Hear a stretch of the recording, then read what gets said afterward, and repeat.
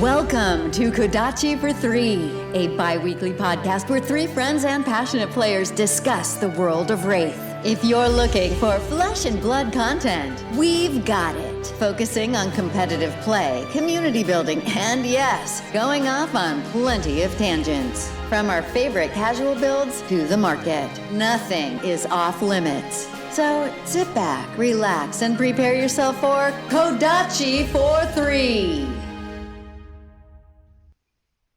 All right, welcome to Kodachi for Three. Today we are your hosts. I am Adam. I'm Drayton. And today we're looking to have a pretty focused guide put out to our listeners. We want to help you guys going into the Farewell to Rathe events that are going to be happening this weekend. I believe it's the weekend of the 24th. I think that's the Monday of this week. But it is the upcoming week that this episode will come out. We know that many of you have joined the game like we did just after Welcome to Rathe, or even just into Tales of Aria, and haven't done a lot of draft practice or limited practice with the early sets. And so today's format will consist of myself presenting a WtR Draft priority list that cover cards fitting into like early Pack 1 picks, and then diving into more established draft list for once you've kind of said, I'm going to play a Warrior today, I'm going to play a Guardian today, I'm going to play a Brute today, what you should then be prioritizing in your draft packs. Drayton is going to lend his considerable expertise here. We're going to say he's ranked about 5th in the world for limited play. I understand this is not for Welcome to Rathe, so don't hold him to too high of a standard, but he's a great player, and so he's going to be able to help a lot with the explanation of cards here and useful synergies, as well as letting me know where he thinks, I'm probably an idiot and not including things correctly or not, or overvaluing cards.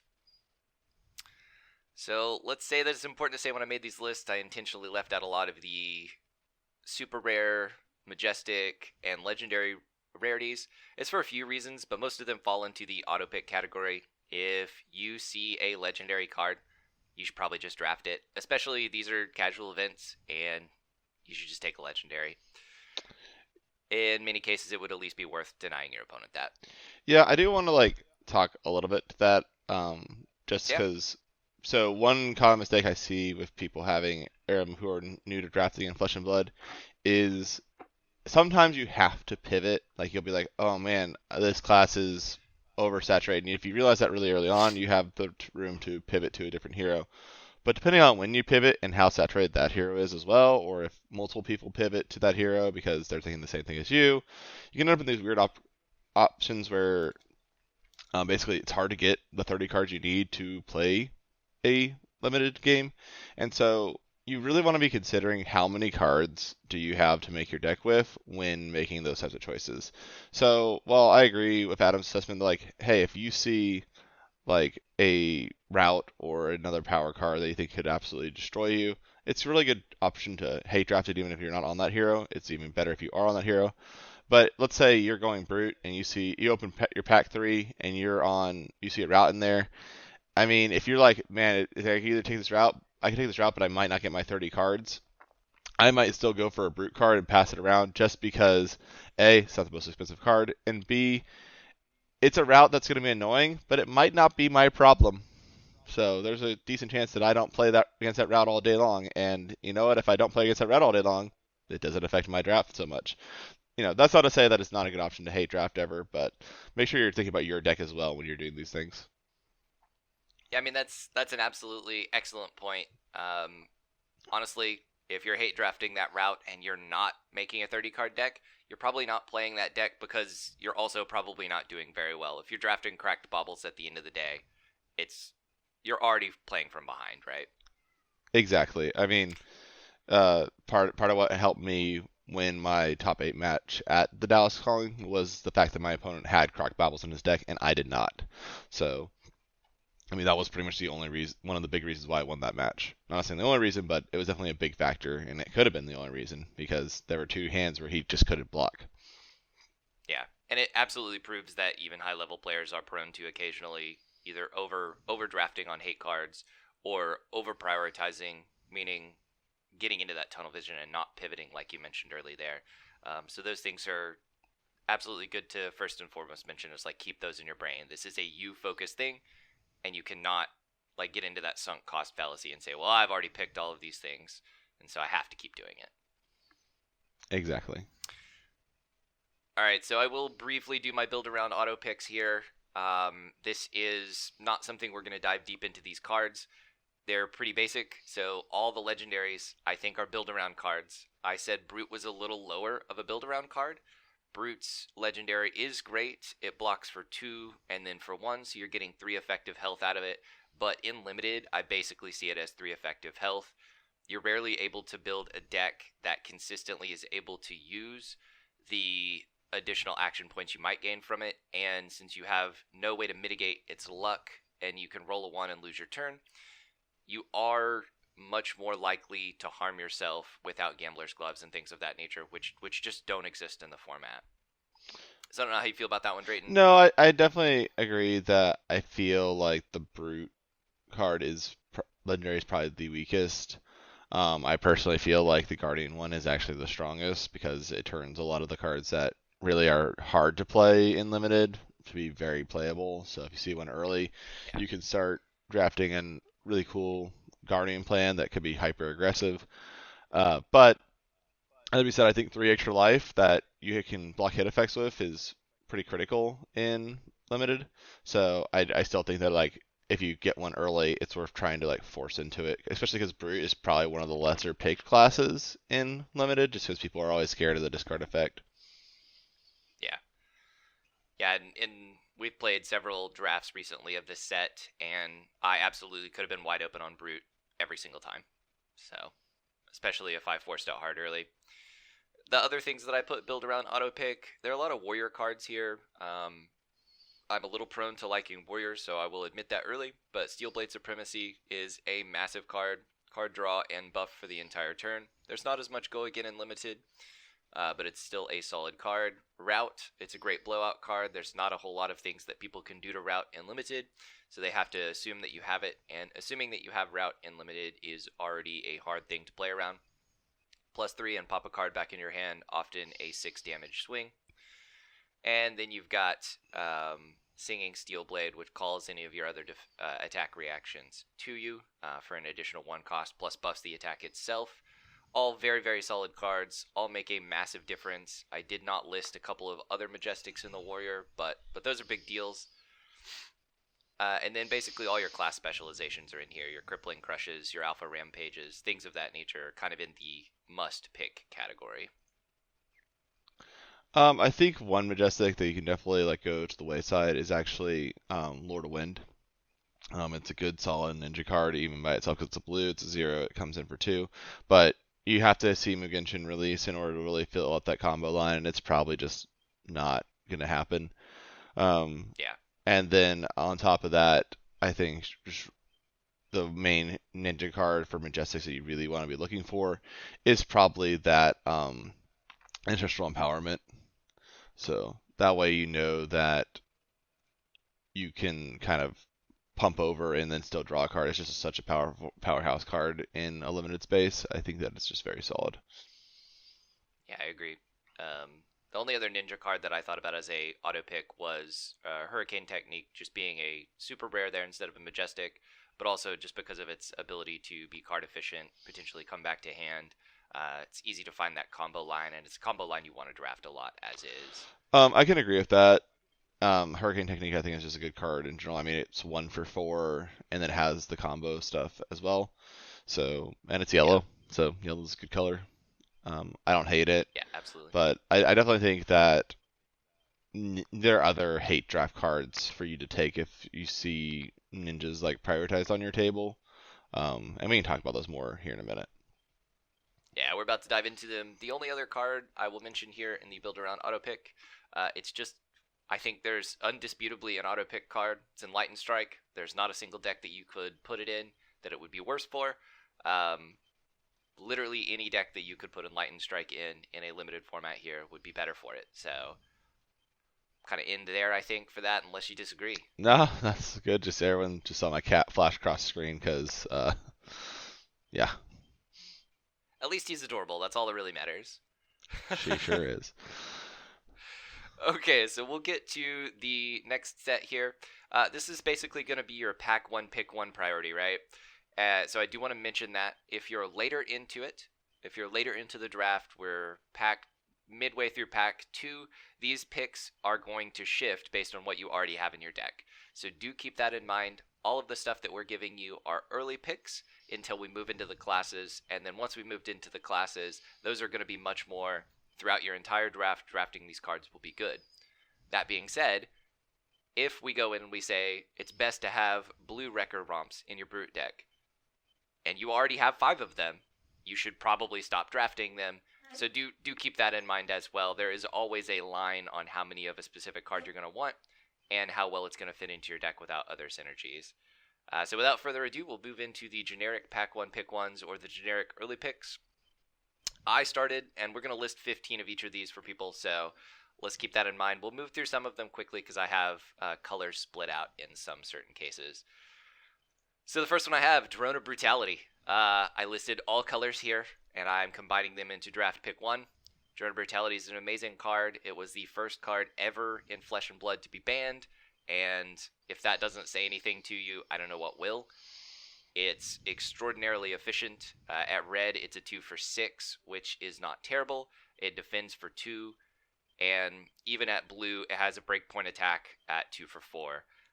The best thing about the card, though, is you can toss it up there for defense, toss it out there for attack at any given time, and it hurts you not at all. It goes right back to the bottom of your deck, and so if you're going to play a fatigue-style deck or play against a fatigue-style deck, which often happens in Limited, it's amazing. Yep, it helps prevent those effects, so it's a really solid card. If you see one in your opening pack, I would honestly just take it. Even if you don't know how to use it efficiently, you're not planning on playing it, you're still denying it from your opponents. And it goes in every deck, so. Yep, can't go wrong. A lot of these are. That's why we're listing generics first, right? Goes in every deck for the most part. All right, second thing, I think defense reactions are extraordinarily important in a limited format, especially limited format with a brute.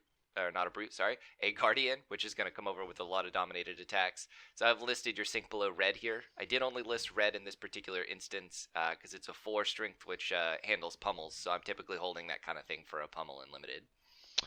Yeah, I definitely think that you can prioritize defense reactions. Now, I think like if you're like in the middle of your early picks and you're thinking that you're going to have a more aggressive game plan, I think you're not hurt by taking defense reactions as much as you would be in a constructed format, but I definitely think that like if you see something like a Scar for Scar, which is also on our list a little bit further down, which we'll get to in a minute, I think that you might end up picking like a red Scar for Scar over a red Sink Below in that mind space. So like, big thing to remember is that like, well, we're giving a list here.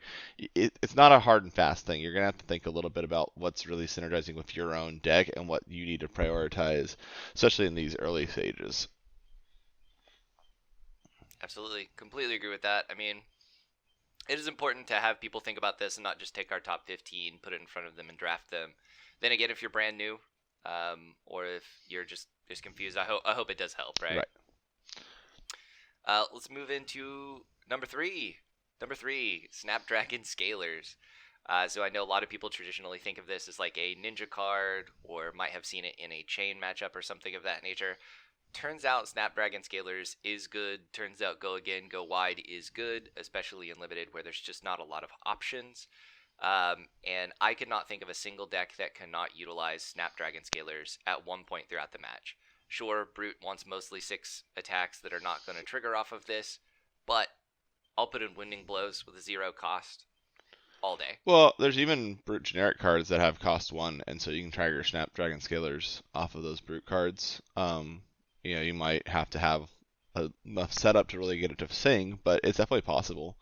And also, on that note, even Guardian sometimes has to pick a blue or 2 that are 0 cost attacks, so they can get it going. I would say that like it probably drops down a little bit if you're thinking about going Guardian and or thinking about going Dorinthia, because Dorinthia has better boots that she can draft. But, it's definitely not a bad pick. Again, it's denying it from the rest of the members of your table who probably do want it as well. So I definitely think it's a solid pick overall. Again, warning to our newer players of be careful when drafting equipment. It's not to say that equipment drafting is bad to do. It's very, very strong, and it's because basically what you're going to do is you're going to say, hey, you have 30 cards in your deck and are efficient. I'm going to have 35 cards in my deck and be just as efficient when you hit all your equipment right. So, definitely equipment's super strong, but you still have to be cognizant of what are you giving up to draft that equipment. Yep, absolutely. All right, so moving right along, number 4 for me was Unmovable, and the Unmovable here, I listed blue and yellow. I am not a huge fan of the red Unmovable in the format. I think it really just starves me of resources on a defensive card that already is costing 3. But Unmovable is great for all kinds of defense reactions, pushovers, pummels, things of that nature. I think depending on your strategy, you can definitely pull the red, but I do think that the yellow and blue are probably your stronger two, and definitely, again, as I said earlier, if you're on that aggro strategy, pulling some defense reactions still helps you because it's denying from the table, and also having a few in your deck does not necessarily hurt you overall. So make sure you're considering that you need to be a little more flexible and limited, and not necessarily just hard committed to one game plan. Sometimes somebody's going to have a slightly better deck than you, and you're going to have to flip strategies mid-game. Somebody with a better deck than me, that's just nonsense. No one can just ever naturally pull all the right cards. That would never happen. There is no element of luck there whatsoever. It does occasionally happen, unfortunately. Let's talk about some more variance mitigation here in number 5 then. So I see Heartened Crossstrap as one of the best pieces of equipment here. If for no other reason, it is 2 resources at one point when you need it during a game. There's no class that can't use this. There's no class that doesn't want this. Even if you only have 1 cost attacks, it's still 1 resource you're not going to use. Couldn't agree more. It turns this 1 card hand into suddenly I can swing for a big attack. It's a great card to have. I love it most in Guardian because it really fixes certain hand situations. But yeah, I know it's just a good card to have. Yeah, I mean, I did use it in my last Ninja deck that ended up winning. I Heartened Crossstrapped a Open the Center for the win, and Open the Center is hard for me to play out of that deck a lot of times. So, all right, number 6, Red Scar for a Scar. It's free. It occasionally has Go Again. It does 4 damage. Its biggest downside is it only blocks for 2, but yeah, I never see a problem here. No, I mean there was a weird draft where I ended up with several Scar for Scars. I think 2 of them were red in a Bravo deck, and it turns out when you get to swing for 4 again, that's a pretty decent attack line out of Guardian. So yeah, no, it definitely can do things. Obviously better in your ninjas and Dorinthias and even not as much your brutes, but it's still just a solid card overall because you can play it before having to do your other things. Yeah, it forces people to play around health targets as well, which is something I'm a huge fan of. It's a good comeback mechanic in limited. Mm-hmm. Yeah, absolutely. Let's also move down, and so let's talk about another high efficiency card here. So Snatch. I listed Snatch here. I only listed the red. Again, I'm listing the cards with breakpoints for the most part. And when I mention breakpoints, I just mean that would require more than 1 card to defend or leak damage. Snatch, of course, some card draw here. Yeah, I mean, your most efficient use of Snatch in limited is going to be to basically finish a turn with it. You're usually not going to be able to guarantee it Go Again. You're just not going to be able to efficiently control that aspect of it. So you're really wanting to do is threaten, hey, make your turn worse or I'm going to get an arsenal. Now be careful when doing that because even if they let it hit, know that you might not want to put that card in arsenal. I recently had that experience where I put a card in arsenal I shouldn't have put in arsenal, and it literally was the difference between me winning the game and not losing the game because I could not block with it.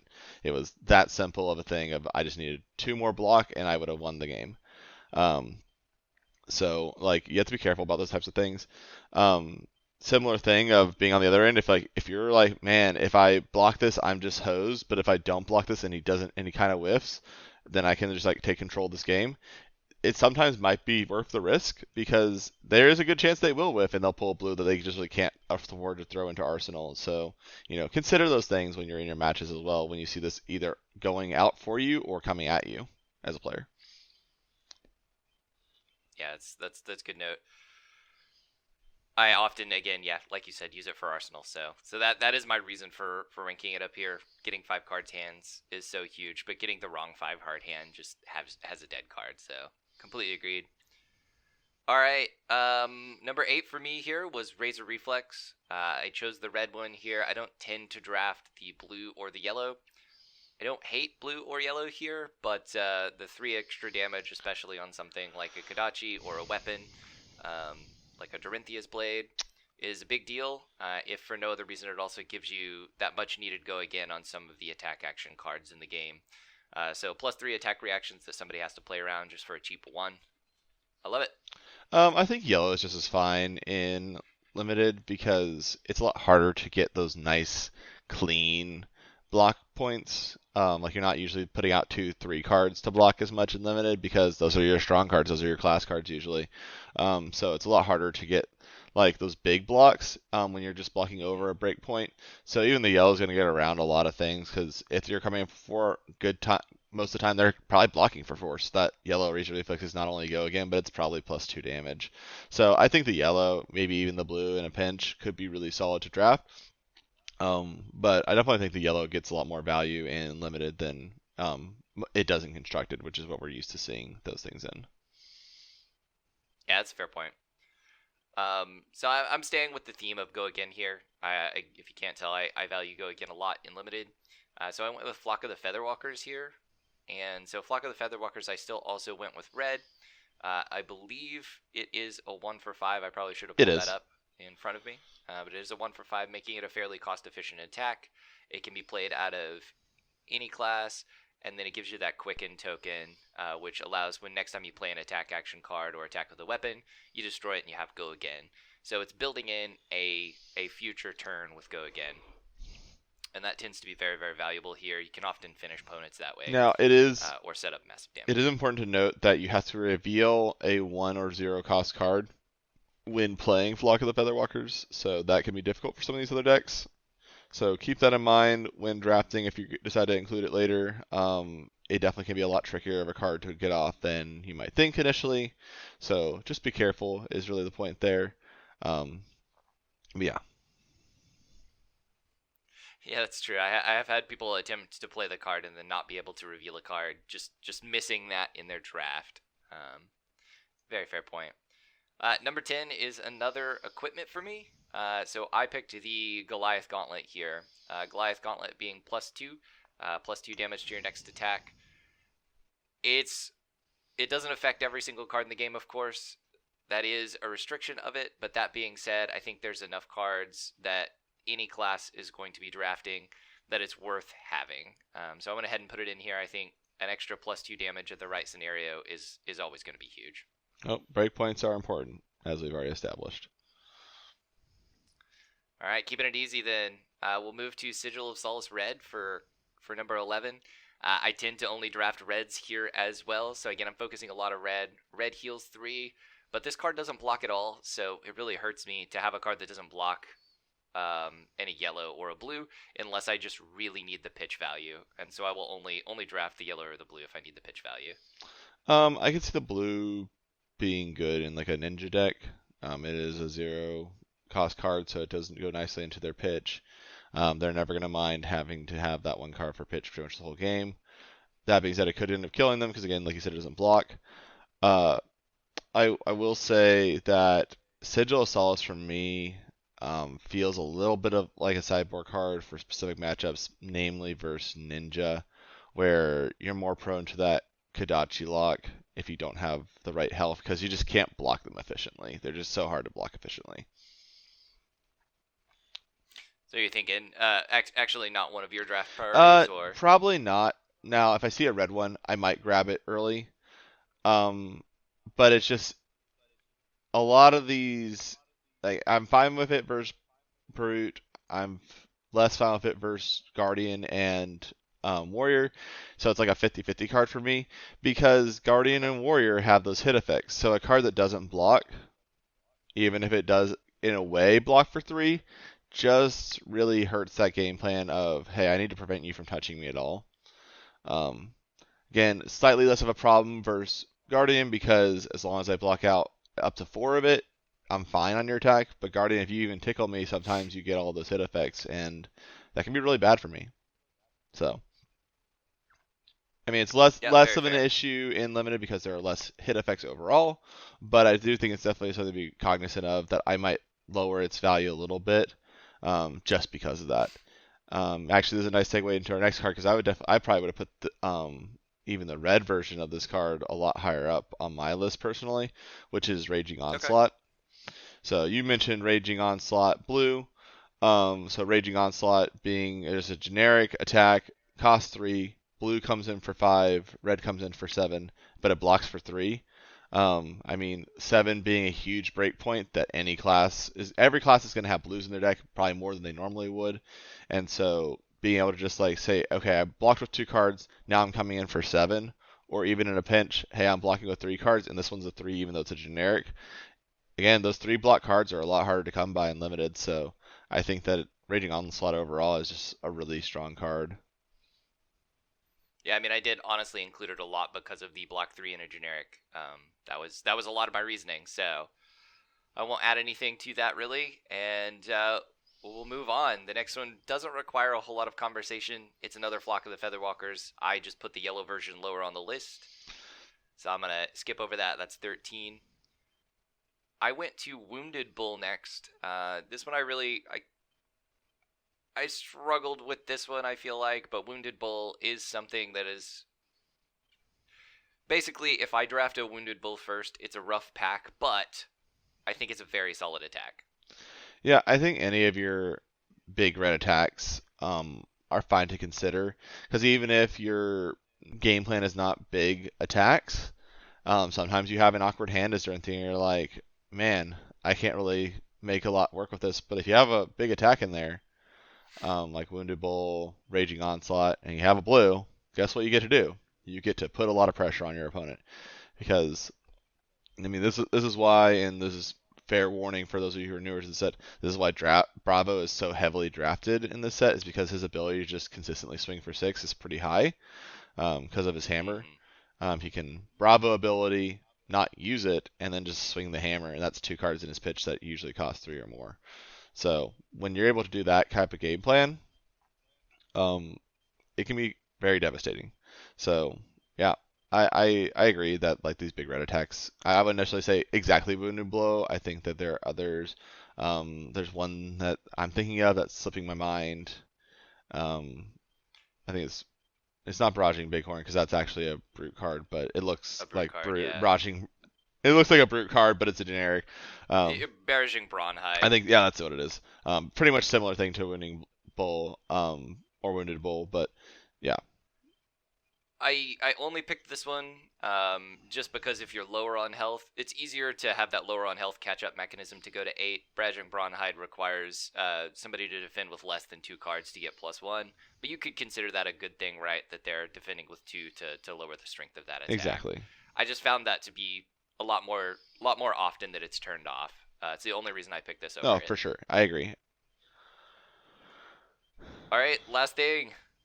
Not exciting, but it's an Iron Rot Helm. I mean, turns out 1 extra. Yeah, I think any Iron Rot is way more valuable than people give it credit in the set. I know I had games last draft we did where if I had one more piece of Iron Rot, it would have been the difference.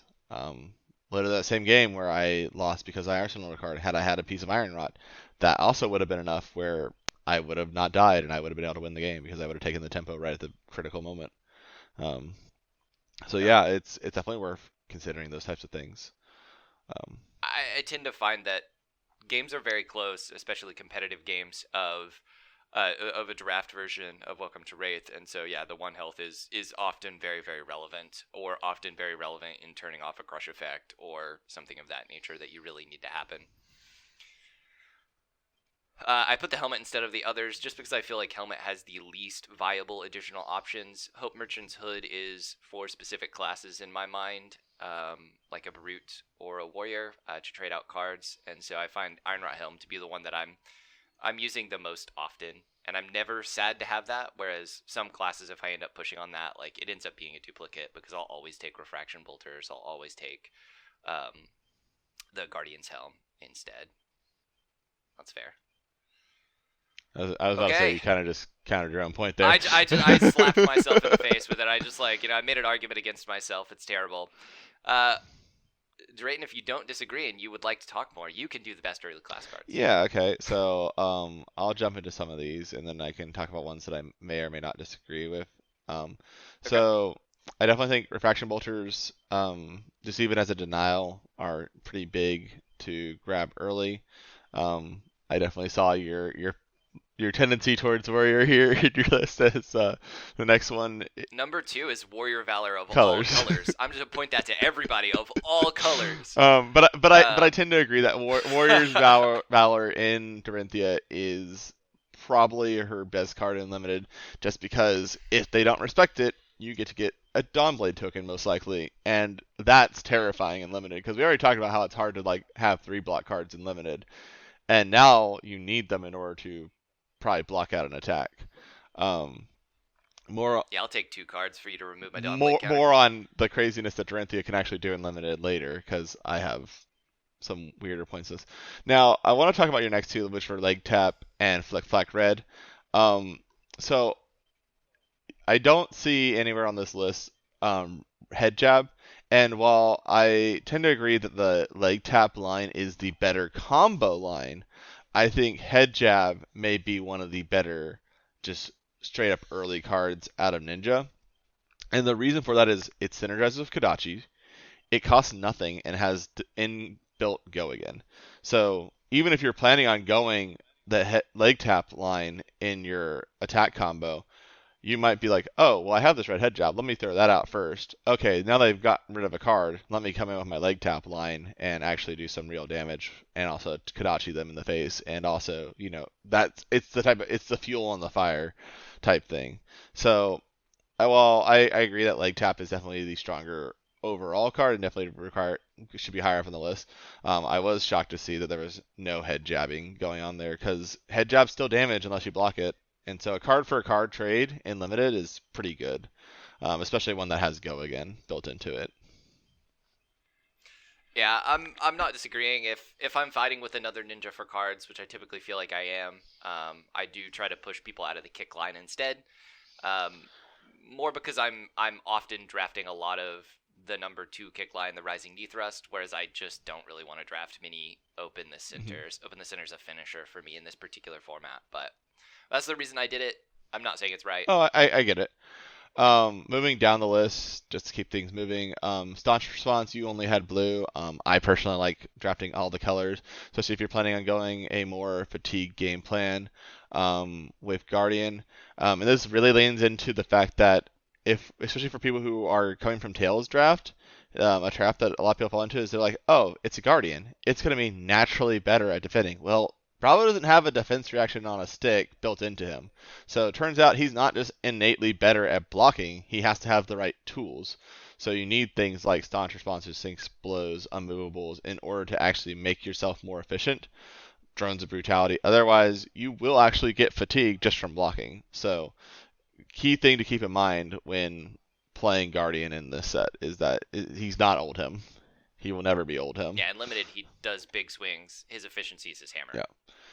Barraging Beatdown, all colors. It's super good, especially if you're going to go into Brute. And like we said, Brute, usually an underdrafted hero, so easy to jump into. Sharpened Steel, amazing card out of where I honestly like all the colors personally, because again, +2 is a lot stronger in Limited. And then blues, you need blues, so I think that all of them are super solid. Plus it's 0, so me saying, oh man, I have this awkwardly blue hand, well, I can still make this Dawnblade a 4 by paying nothing, could be really good. So I think that it actually gets some more extra value in Limited, in my opinion, all of them. Yeah, Rising Knee Thrust, like you said, with the wanting to go that leg tap line, I think all the colors are really good. Red's actually my least favorite power or color of Rising New Thrust, but I think 0 for 3 is still strong Okay. in limited. So I did pick red first there. I feel like the other two are just too weak. I think what Ninja suffers from is drafting a lot of Kodachi lock cards and not having the power to push damage. That's fair, but the thing is that the yellow one actually comes in for 4, which is that breakpoint that we talked about. Assuming you got the combo Yeah. line, right? But the thing is that Rising Knee Red only comes in for 3, which again does require a 1-card block most of the time. Now again, limited, that breakpoint changes up a little bit. It's a little more flexible, but I just think that yellows give you fuel, which even ninja cards cost resources, and if you fill up too much on red, you won't be able to play any of your cards. And you do need to be pushing with Kodachis, because while yes, like you don't want your only game plan to be Kodachis, your opponent can't block all your Kodachis. So that is inherently part of your game plan. So you do need to be able to like Kodachi, do a thing. Kodachi, do a thing. That's your consistent game plan of what you want to be doing. Minimalistically, if you're getting to do more combo line things, that's excellent. But otherwise, you're never going to get them to a game state where you're actually going to be able, where pushing through damage even matters. That's fair. I still see this as an enabler. You can still pitch it as a 0 cost to give your go again if you need it, and it does mitigate a full red flood hand because you can still play it itself. For sure. No, but I get where you're coming from. Again, like I don't dislike the red. It's my personal least favorite, but that's coming more from constructed Katsu area than necessarily like a limited mindset. But I also think that even in limited, it fills a similar void of like it just doesn't happen to get to that 4 breakpoint by itself, right? So yeah, absolutely. While still only being a red. Iron Song Response, terrifying card out of Doranthia, absolute monster, especially in the red. Similar thing though, I think the yellows and blues get more value in limited just because those breakpoints get weirder. Helm's Valiance and Peak, probably one of the most underrated cards in Guardian. I mean, I've seen Guardians who were on more budget builds who just were like, I don't want to or I can't afford to spring for that Arcanite Skullcap, who have used this to extreme value in constructed play, so its ability to do things in limited even more so. It can set up big turns. It can help you block out that last little push. It can just help you turn games around. I love that card. Record Romp, you put the blues here. I probably would have included the yellows just because it's another resource card that synergizes nice with the brute game plan. Yeah, I mean, I completely get you. I typically do value yellows very, very highly in brute. Almost all of them are 6s. Almost all brute stuff costs 2 that I want to play. There's a very few things that do cost 3. The reason I put blue on here instead of anything else is it's a 3 resource that is a 6, right? It's the only one. It hits all of my things, right? You put Overpower here, so this would be the one that I probably hum and haw about the most. Like, I like Overpower, but I feel like I would take a red Stroke of Foresight before I would ever take a red Overpower, personally. And the reason being, 3 is expensive. You're already, to play Overpower, you already have to swing the Dawn Blade, which is 1 resource. Now you're having to pay another 3 on top of it. That means you're bare minimum having to pitch 2 cards. Like you can't use something like your Heart and Cross Trap on this type of situation. So it becomes very expensive very fast. If you have the tempo, you're controlling the aggression, then yeah, sure, you can probably get it off. But at that point, you're probably in the driver's seat and winning anyway, so it feels a little more like a win more card to me.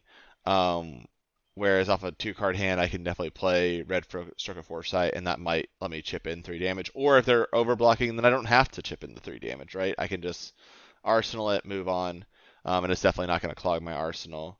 I've just seen too many times where somebody arsenals an Overpower, and then they never get to arsenal another card because they either can't play the Overpower or it's just never the right time.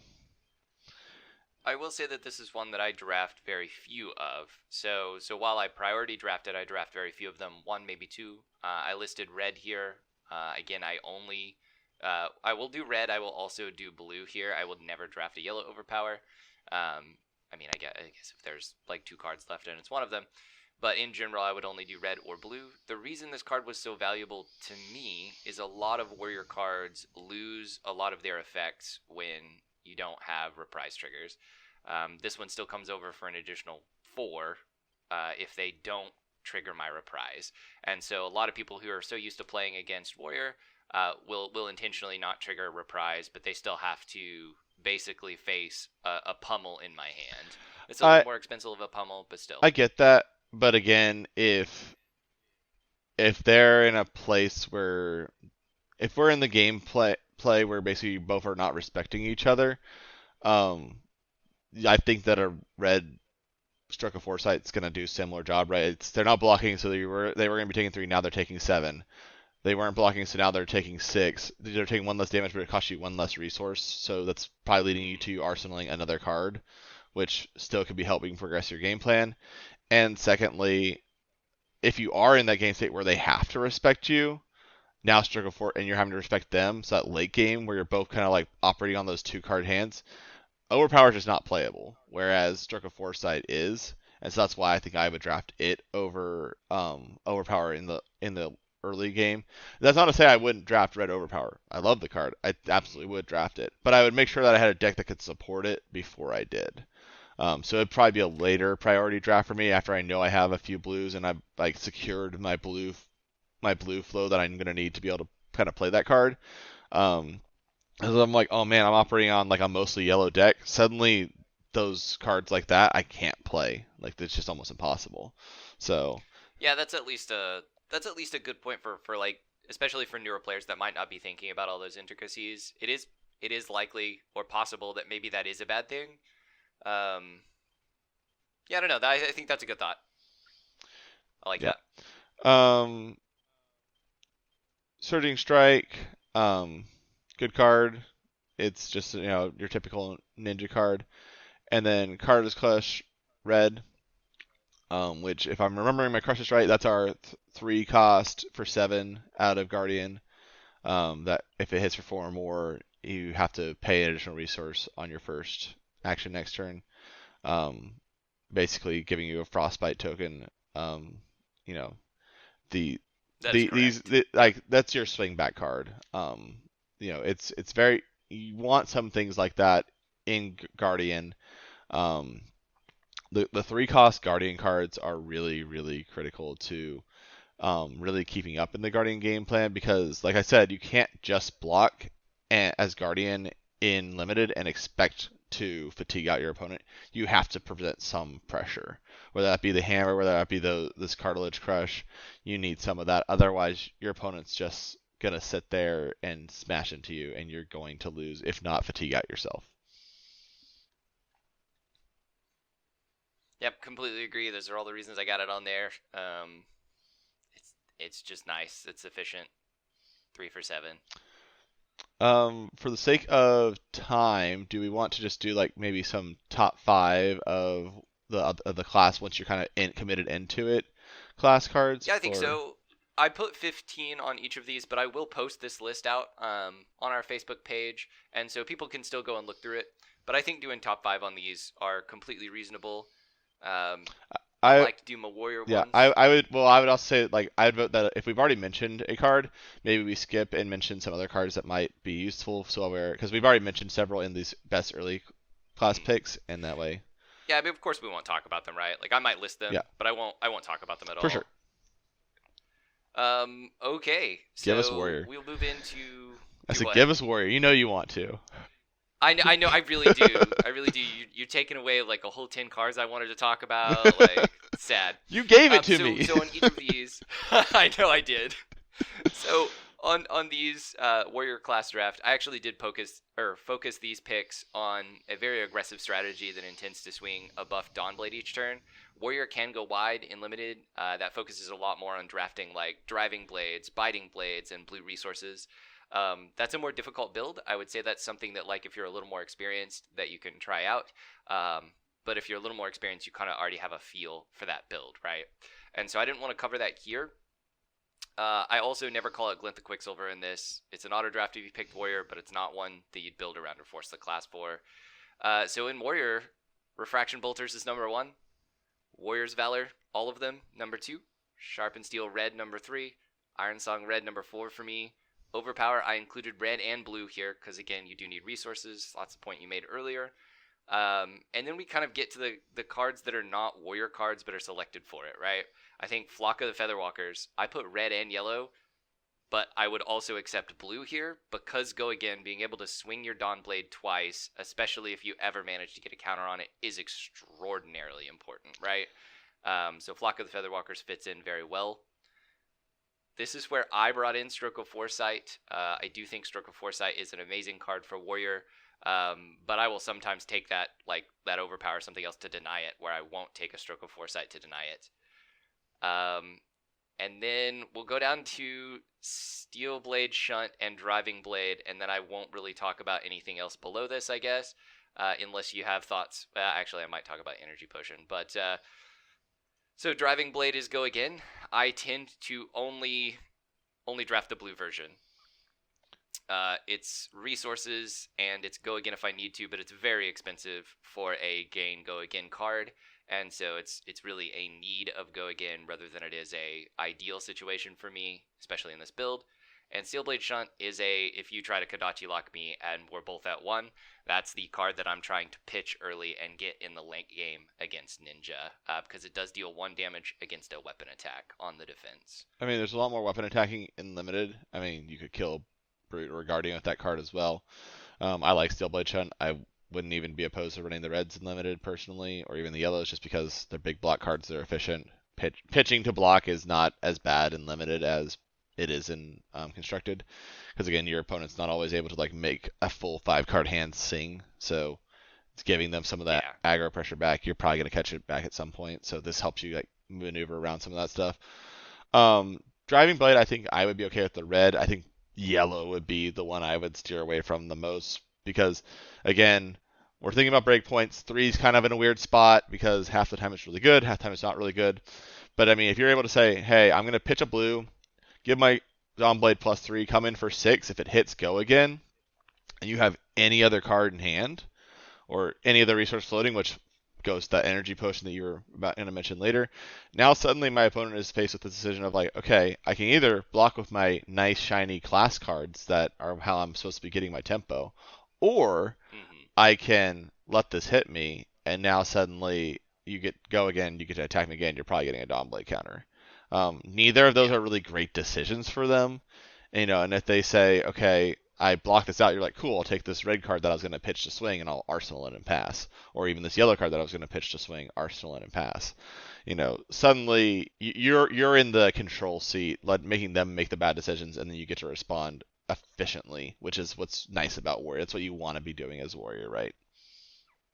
I agree. Yeah, a lot of the only reason I think I've included a lot of blues here in playing Warrior, I feel like it's more expensive than a lot of people give it credit for. And so once I've selected Warrior, my choice blues or my priority blues become a lot more important, right? And I would like to see blue in Driving Blade, right? That's a priority blue for me. Not because blue Driving Blade is the best version of Driving Blade always, but because if I have a blue, that is a blue resource that does a lot of different things for me instead of just being a resource, right? No, it's understandable. I think Warrior suffers from the same issue that Lexi did in Tales, to bring some similarity between the two sets, where it's deceptively cheap because you're like, oh, I can attack, react, direct off a blue. Well, you still haven't swung the Dawnblade, so you're wrong. Just because you have 3 attack reactions that cost 1 and you have a blue does not mean you get to play all those attack reactions this turn. And if you have 3 red Iron Song responses in your hand, it doesn't really matter if they don't defend you at all. So I swing Dawnblade for 3. Okay, you have 2 red Iron Songs in hand. They're useless. They're a trash card. They can't do anything. They can clog your hand, and you have to be careful about that. Yeah, I mean, you can play it for no effect, but do you really want to burn a red card for that? Yeah. Which becomes very difficult. So yeah, I even have blue Iron Song response in this. Energy Potion's the only one I really did want to talk about here. It's rare that I will choose to take an item or a potion in Limited. but I do feel like Warrior is one of those classes that has go again enough, that has the ability to gain that kind of thing enough, or that can afford to take a turn off. Like, I feel like Warrior is one of the few classes that if they get a little bit behind in tempo, they're one of the best at taking it back, right? And so Energy Potion actually did go on my list here, even though it doesn't block, for that 2 vital resources down the road. This is how I'm often playing my overpowers, my finishers, things of that nature. Right. Now, what I do want to say is, like, we have to remember that these energy potions are rare slots, so you're not always going to see them. And I do tend to agree that Warrior is pretty good at taking back tempo, but you have to be careful about when you're taking back tempo. If you're sub 10, don't take a turn off to just play an energy potion hoping you're going to take back the tempo. That's probably going to require some life loss that you might not be able to really afford at that point. So just be careful. There's a careful point to our newer players. That's fair. You get down to 4 against Ninja, and you basically lost, right? Because you're in Razor Reflex Death on every single Kodachi that they do. For sure. All right, do you want to take Brute as well? Or do you want me to jump back in? You know what? That's fair. I'll do Brute, and then I know you're gonna definitely want Ninja as your skill set there, and Guardian seems reasonable as well. I've been playing a lot of Brute recently, Sure. so Really, I do want to in. mention something about Warrior before we go away from it, which is like strategies while playing it. A big thing of Warrior is you have these attack reactions, right? So at certain points in the game, your opponent might be like, "Oh man, I can't afford to let this hit. I have to block like I think they're going to attack react me." And that might overblock. And then you don't have to play your attack reaction. So you might get to arsenal them, you might just get to pass. You know, you're in the driver's seat. If that happens enough times, your opponent suddenly might be in a situation where it's like, "Oh man, I'm running out of cards in my deck." And so if you recognize that and are aware of that type of thing, you can actually fatigue your opponent as Warrior. It happens a lot more often than you might suspect in Limited. Just because there's less cards. And if your opponent's suddenly going, "Okay, I'm going to block with 3 cards," that's a tenth of their deck that is just gone and they didn't get to pressure you with. So that's cards they spent that you now don't have to spend. So if you played a card, or even if you just swing the Dawnblade and they block for 3 cards, like, you pitched a card, they lost 3 cards. That's a huge deck swing. Yeah, if somebody blocks for 9 and you can do 10 or 11, don't do that. Unless it's just to keep a Dawnblade counter. Even then, think about that crucially. Yeah, you really want to think about, like, the card advantage that you're having in Limited, especially if they're not going to be really swinging back at you. Because, like I said, Warrior is actually probably the best fatigue deck in some ways in Limited, just because they get to control that response so much. Ninja's also very good at it, but everyone thinks Guardian is the fatigue deck. Not always. Not always. Yeah, everybody has that option, but they just play a little bit different, right? For sure. And people don't expect it out of a Ninja or especially out of a Warrior. People don't expect it as much. All right, Brute it is. We'll get some rampages going on. Mm-hmm. So early priority here. I have Heart and Cross Strap, but also Barkbone Strapping. I consider them equal here. Heart and Cross Strap is probably still slightly better in this scenario. It's a difficult choice for me because Barkbone Strapping does block. So I basically ended up considering them both equal as Draft Priority 1. Once you've got it, just ignore the other. Draft Priority 2 in Brute, Barraging Beatdown. I prioritize yellow of Barraging Beatdowns just because of the cost curve of the deck as a general rule, but all colors are amazing. Take all of them. Wrecker Romp on this one. I agree with Drayton that Wrecker Romp Yellow is an amazing card, and so when we get into the actual class of it, I include yellow in addition to blue instead of just blue like I did in the best early class cards. Another card that we didn't really talk about here, so Primeval Bellow is something that I've included in the Brute priority list as number 4.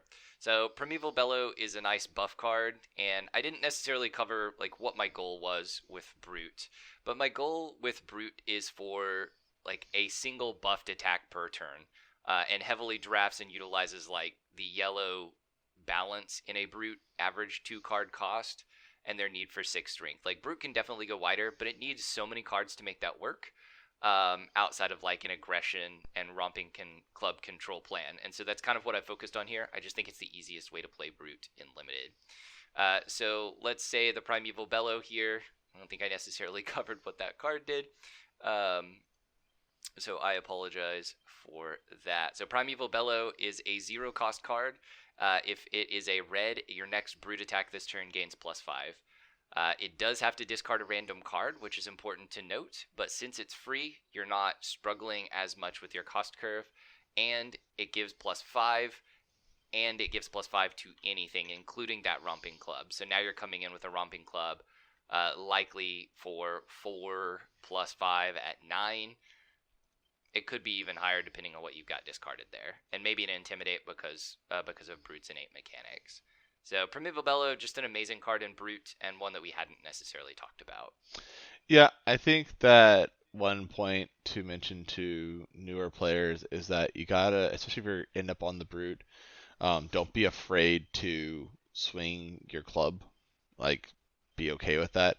I personally do like Awakening Bellow as well. While it cannot affect the weapon, it does, and it does cost 1. It doesn't require that discard, so it can let you kind of more efficiently set up that boosted attack. It also does have Intimidate built in, so you're still intimidating a card out of their hand, making things uneasy for them because if they got only their resource cards in hand, they still kind of have to block or have that awkward 4-card hand that's probably not doing as much as they want it to type scenario.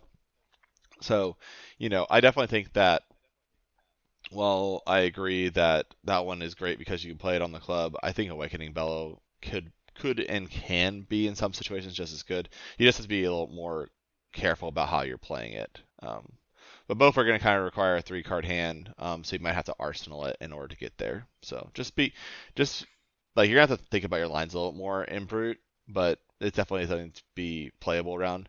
Another side point to Brute really quick is that you have a lot of these discard effects. They're going to remove cards from your deck really quickly.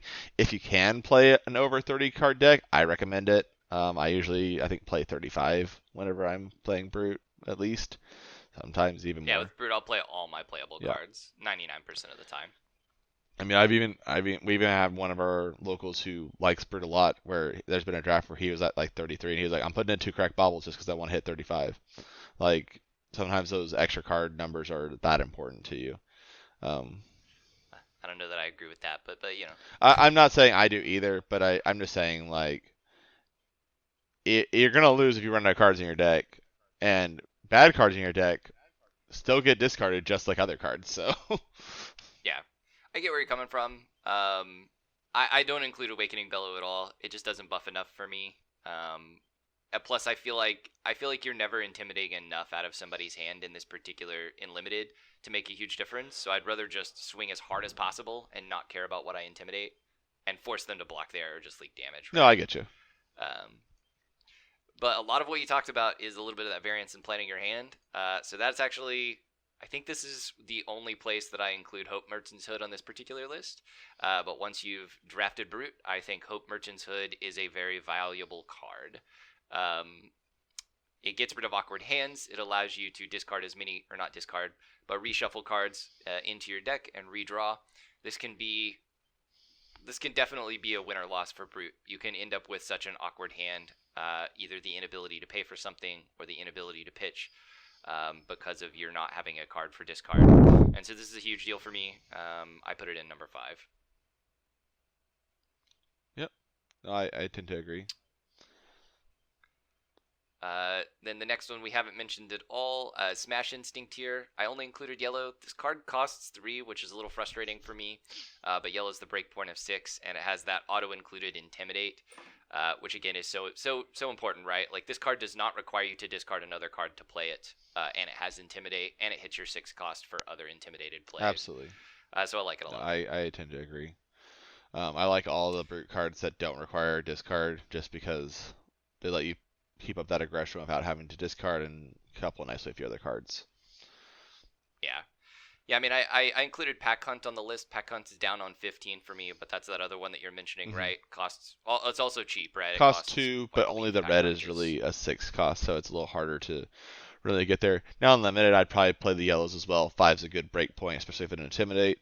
But it's not going to discard nicely, but you can pitch it intentionally. That's the big thing to Reverse Brute, is that while you're not always going to be able to get your Intimidate effects off, you're just going to have to live with that. But a lot of times you're going to be able to control that, because if you pitch this card, play that card, suddenly you're in an okay spot.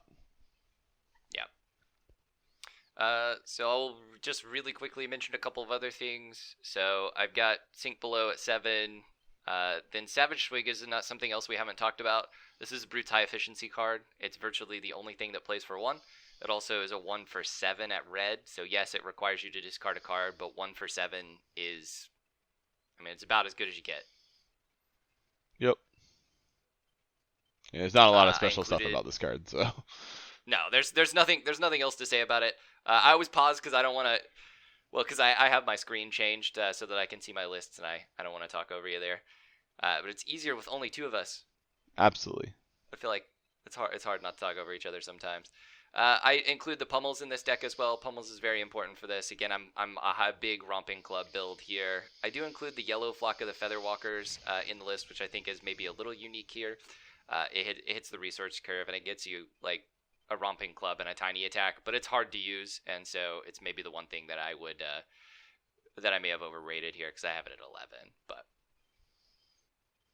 that's about all I have to say about Brute, unless you have anything else to add on our list here. Again, everybody can see all the top 15 not particularly. Brute's kind of nice because, again, it's less drafted, so you're going to be a little more open. You're going to be able to control what you pick a little bit more. Agreed.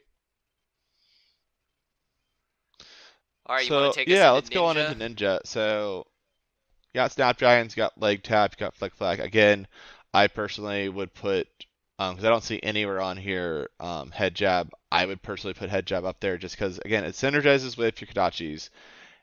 And just anything with built-in Go again, as we've seen with Briar and Constructed, it's just strong. Because let's say you have a handful of Head Jabs and one of them happens to be blue or yellow.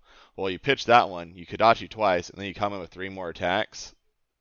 They only have, 4 cards in hand. So either they're giving up their whole hand in blocks to block out and still taking a damage, or they're letting some things through. And that can let you combo into other things. So I just think that it has some nice flexibility. Throwing one in Arsenal is always nice. Again, it's not like my all-time favorite card, but I think it's an okay trading card. Especially if you're efficiency with the Kodachis. That being said, I do prioritize the red one and the blue one over the yellow, but that's just me. We got Razor Reflexes. You already including yellows here, which I agree. You can get to that break point a lot easier now. Rising Knee Thrust. Whelming Gust Wave. I get a lot less of in limited. I do that a lot less in limited Ninja, personally, just because you need Surging Strikes to really make them hit that nice break point and be devastating.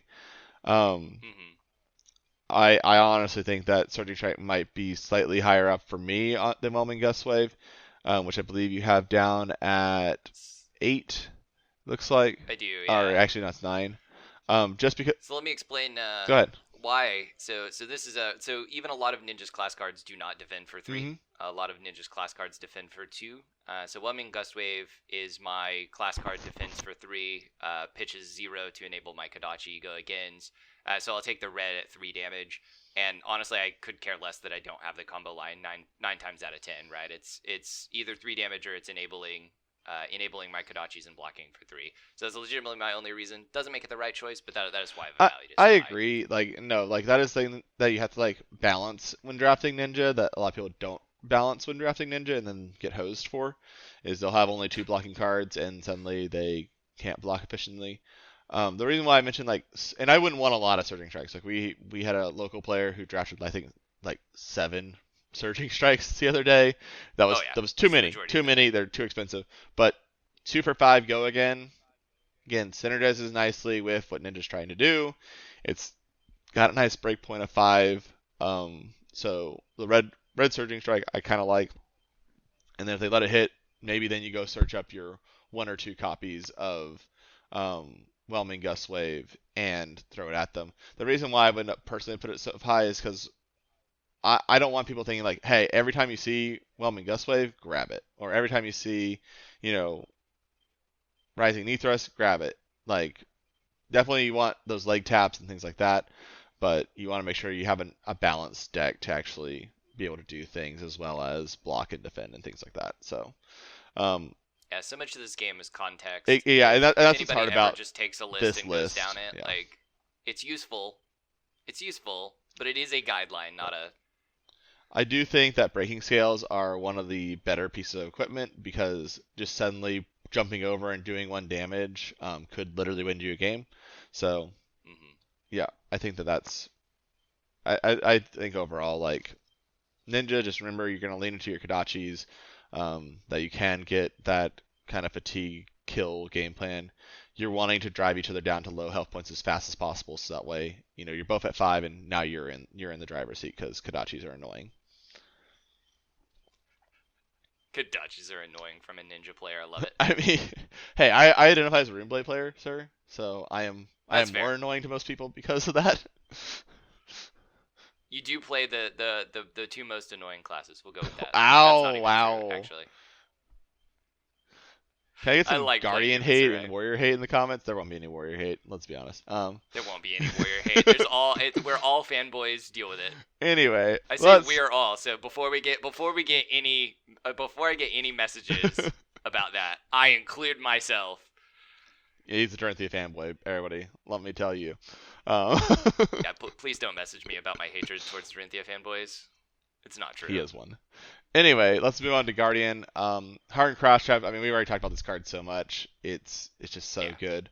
Staunch Response, Unmovable. We've already talked about how you don't really have a solid game plan for just hard fatiguing as Bravo. So including those defense reactions, super important if you want to go that route. I definitely would say like don't try and force a fatigue game plan with Bravo. And don't force his ability either. Like, getting cards out of hand just as important as getting damage through. Goliath Gauntlet helps with that. Pummels help with that. Helm of Lives and Peak. We already talked about how that's an underrated card in a lot of our eyes. Disables. You're including Disable Blue. I would honestly look at all of them because while they cost 5, their hit effect is top tier. Taking the Arsenal card and putting it to the bottom of your opponent's deck ruins their game plan. And if you're already committing to pitching big numbers, if you're already dedicated to pitching 2 cards, you might as well pitch 2 cards, right? So, with a blue and a yellow, you can get this card off. Gets a little trickier from there, but even pitching a blue and 2 reds is not the worst thing in the world if you happen to see it at the right time. I like to threaten Pummel. That's my main difference here. So that 5 is so difficult. I like those 4 cost breaks so I can still pitch 2 and threaten Pummel. I get it, but there's a lot of times where you're not pitching blues anyways, so I totally understand. The one card it's much lower down, but I just want to talk about really quick is Slogism for me personally. Be careful about this card, and you're talking about the blue one, which I know you're talking about mostly for pitching, but I want to just make sure our listeners are aware that like you have to be careful with Slogism. You're probably almost never playing it to actually attack. It's just in there to pitch and block, because realistically you're never going to be able to pay 9 in a single turn. Oh yeah, like, I mean, it happens on a blue moon, but it's very rare. It's a really good call out. It's on the list because it costs enough to trigger Anathos, right? And it's a blue, and it has a good block. Right. Well, it has 2 block. It's still 2 block. Yeah, you know what I mean. Like it's got 3 uses. Yeah. But no, I'm not playing the card. Right, but I want to make sure that our listeners are aware of that, because they might look at that and go, oh, so I play Slogisms? Got it. No, you're. No, it's a good point. Like, I mean, that's not to say that I have never drafted a red Slogism in Guardian, and I've definitely played a red Slogism Guardian, but it was my first turn, so it was like 2 blues, a red Slogism, and a red attack. Cool. I'm just gonna come in for this big atrocious number and rip every card out of your hand, and also get some damage through. So, all right. Well, I think that kind of covers most of it. I think it does. Sorry, we have a guest appearance. So I'm on video today, but yeah. All Yeah. right. Sorry, my wife had just jumped in here and said hi. Okay, So. that's my cat jumped in front of my camera again, so Well, so we have a lot of guest appearances. No, my dogs have not appeared here. I think we're kind of wrapped on this. We will answer questions if people message us about them, and we can be messaged through Facebook and things of that nature. Other than that, I think we're going to cap this one off with a thanks for listening. We've been Kodachi for 3 or Kodachi for 2 if you really want to consider us minus Shay today. We're going to actually come out with 2 videos this week and 2 podcasts this week, and that's going to include Shay on the other one, where we're going to talk a little bit about your matchups and identifying your role in the matchups. So I think both of these are going to be very viable for people moving into some competitive play. So to keep up with us outside the podcast, find us on Facebook at Kodachi for 3, and you'll also be eligible for any giveaways and things like that as we go forward there. That's just the easiest place to track you.